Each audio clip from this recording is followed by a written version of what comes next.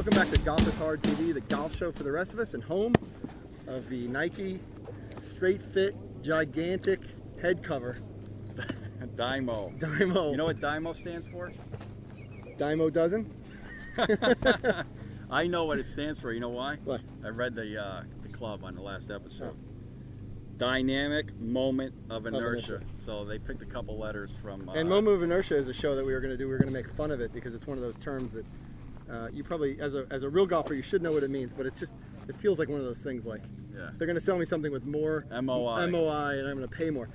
This episode, more MOI. That's right. Or I'm not buying the club. Now, let's talk driver. I got this bad boy. I've been hitting it for a couple days. Yeah. It's by the way, it's a week of golf for me. I played 2 days in a row. I got a tee time for tomorrow. I got one for Thursday, playing with a buddy on Friday. Saturday's tee ready to go. And then after that, my wife is going to make me stay home for a while. But let's talk. You'll be golfed out. You'll be ready. I'll be golfed out. Let's talk driver because let me preface this by saying I was playing with a also a Nike driver. Had a little bit shorter shaft. I was crushing it in the fairway like crazy. Yep. I won this. I hadn't hit a fairway yet. I hit a couple. You hit a couple today. I hit a couple today. But this is a longer shaft, and I know that has something to do with things. But I want to be able to hit the driver well, and I know everybody does. I know the average golfer, you spend a bunch of money, or you win a great driver like this. Where'd you win that again? Oob Golf, baby. Oob Golf. My buddies at Oob Golf. Check it out. Great. Keep track of your scores on there. It's awesome. But I want to hit this thing, really far, because it's big. It's huge. We all do. Right. So tell me what I'm doing wrong. Help me, Dave. The driver is the lightest club in the bag. Did you know that? I didn't actually know that. I know my heavy putter is the heaviest putter. Oh yeah. But I did not know that this is actually the lightest. The traditional putter is the heaviest putter in the bag. Yeah. The heavy putter is by far the heaviest putter in the bag. Yeah.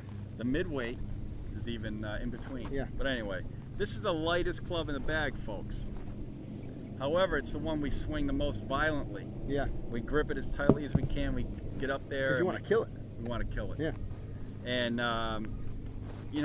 we're on the range here at Tashman Knolls. Make sure you come quite a few people, and I would guess that if we stayed here for a couple hours and watched people come and go, we'd see about half pull the driver out first club. Yeah. Just get up here and warm it up away. with the driver. Yeah, warm up and loosen up with some wedges and all that stuff. And we'll get into some practicing techniques, but.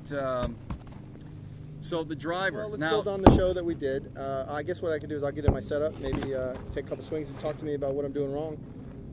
How do you know you're doing something wrong? It ain't going in the fairway. That is that's the attitude in golf. People hit a shot, like we played with that woman today. She was a good golfer. Yeah. What I do wrong? I don't know. You did a lot right. Didn't go in the hole. You did a lot right. Golf is a game of failure. Yes. Basically.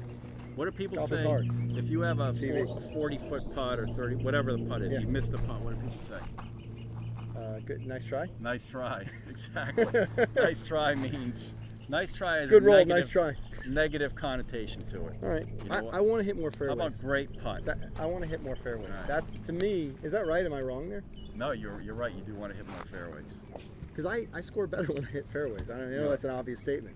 There are a whole bunch of statistics out there, the PGA Tour players and the LPGA, as far as fairways hit. Yeah.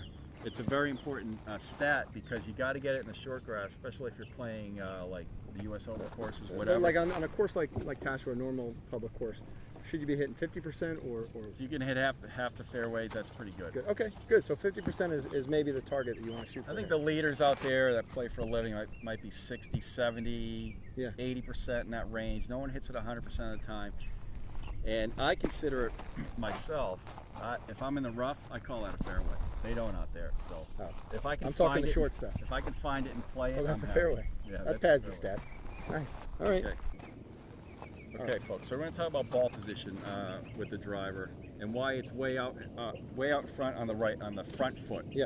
Because the ball's off the ground. Yeah. So in the normal shot, we're hitting it on the down slope because the divot, as we know, comes out in front of the ball. Yeah. With the driver, you can the ball's off the ground, so you actually want to hit it on the upswing. Right. And ball position pretty much takes care of that. The ball's way out by the left foot or the front foot, and we actually want to feel like we're hitting up into the ball. And actually when we hit up into the ball, it goes lower. when you swing, and we've all hit the shots where we've hit down on it on the tee shot, and the ball, usually you pop it straight up in the air. Yeah. Or you see a mark on the top of the club face. Yeah. But that doesn't happen when you're sweeping it and hitting up into the ball. Yeah. And a lot of times you'll even see the tee doesn't move. Usually it will. So, and the reason I asked you, or kind of informed everyone that the driver's the lightest club in the bag, simply it means you got to keep the grip pressure down on 1. Got it. A scale of 1 to 10, it's got to be 1 to 2. Light grip pressure, ball up in the stance. Exactly. Weight even to actually even about 60% back on the right side. That helps ensure hitting it on the upswing. And the hands, this is another shot where we don't need to think about pressing the hands in front of the ball. We just want to let them hang nice and relaxed behind the ball. Yeah. Good head position up and behind it, right there. And now everything here, the setup is really promoting swinging up and through the shot. Is that part of why you lean back? Yeah. You just want, I mean, you want to think about your head staying in this general area through the shot here. Now, all right. Just take it back to the top, back up about an inch or 2. You really have been getting a little too upright, even a little more. Even more, huh? Yeah, right there. There we go. Now just take it to the top and cast it, let it rip. Good. Ooh. Try it again. Hit the 100-yard plastic thing. Made a cool sound. Yeah, it did. That was a bullet, though. It was a bullet. How's this setup feel compared to where you've been? Definitely. I'm further back, but you know what? It doesn't feel weird. Let the hands stay behind the ball. Yeah. Good. I just feel more leaned over. Get the chin up a little. Just take it back and smoke it. Yeah, we got that thing turn over, folks. I crushed. You couldn't see that, but trust me, that ball drew a little bit. He didn't draw one today on the course. No, not a single one.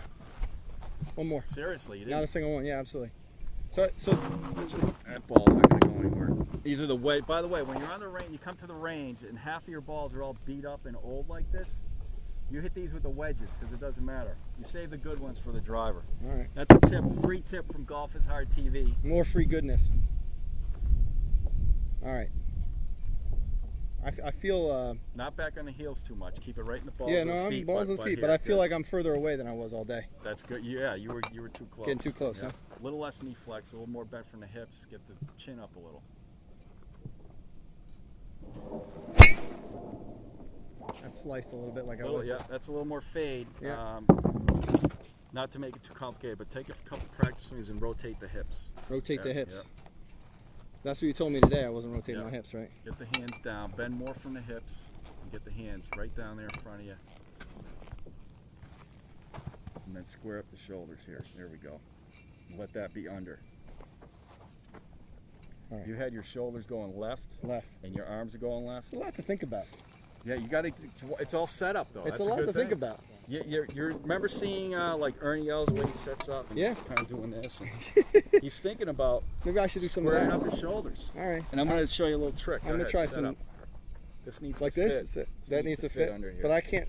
I need you to stand there during a round. Just think about this.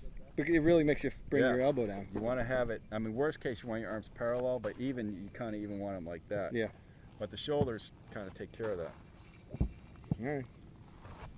Just feel like you're getting, you know what I mean? You're getting down inside the shot like this. You're getting under it. You're getting under here through the shot versus over it like this. Getting over it causes that slice, right? Yeah. Well, partially, you can. You can. All right, here we go. All right, so let me do a little bit of this. Yeah. Is that right? Point your shoulders a little more to the right. There you go. Now you're saying try and rotate my hips a little more, huh? Get that arm under. There you go. Point that elbow to your right hip. You're in good shape, but you got to maintain that grip position. That's good. That thing take off. Yeah, I hit that one.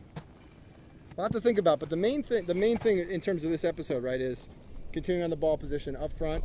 Up front, swing up and through the ball. Up and through the ball, so that I'm actually coming and hitting the ball up, as opposed to with the wedge coming kind of down.